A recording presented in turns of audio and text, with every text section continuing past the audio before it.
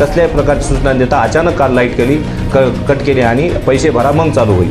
आज आमच्या गावामध्ये 2 व्यक्ती वारलेले आहेत। 2 व्यक्तीची आता 12 वाजता मौत आहे। त्यांना बाहेरून येणारे पाहुणे सोयरेधारे येतात किंवा गावात त्यांना आता मौतीसाठी पाणी लागतं, याचा जबाबदार कोण आहे? आणि एक दिवस लाईट जर बंद झाली तर आम्हाला 2 दिवस पाणी मिळत नाही, कारण गाव मोठा असल्यामुळं टाकी भरत नाही।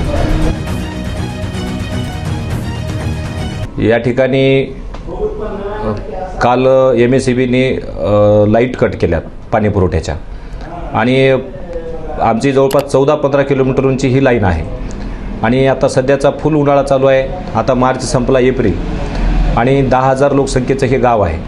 त्यामुळे या गावामध्ये जो पाणी पुरवठा होतो तो गोदावरीवरून मार्कंड या ठिकाणाहून होतो, आणि त्या ठिकाणची अचानक काल लाईट कट करण्यात आली।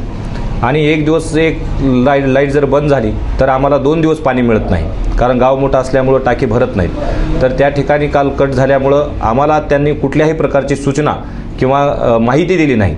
जर त्यांनी कदाचित 2 दिवसाखाली 3 दिवसाखाली अशी माहिती दिली असती तर आम्ही काहीतरी लोकवाटा जमा करून काहीतरी करून त्याची तरतूद करून ते पैसे भरले असते, परंतु त्यांनी कसल्याही प्रकारची सूचना देता अचानक काल लाईट कट केली आणि पैसे भरा मग चालू होईल।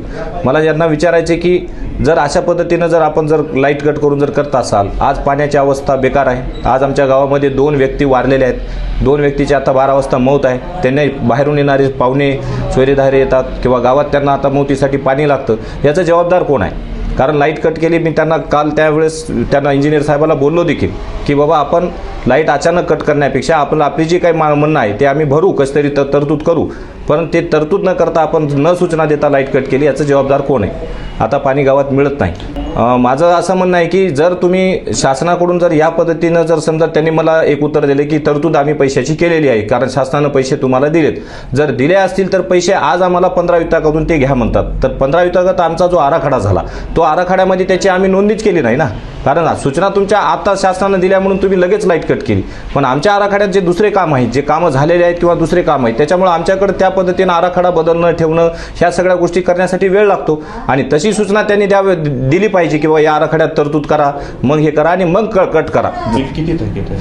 आता जवळपास त्यांच्या म्हणण्यानुसार आम्ही मागच्या वेळेस 2 वेळेस बिल भरलेलं आहे, तर आमच्याकडं 1,000,000 पाणी पुरवठ्याचं असल्यामुळे 1,000,000 1,50,000 बिल असू शकते।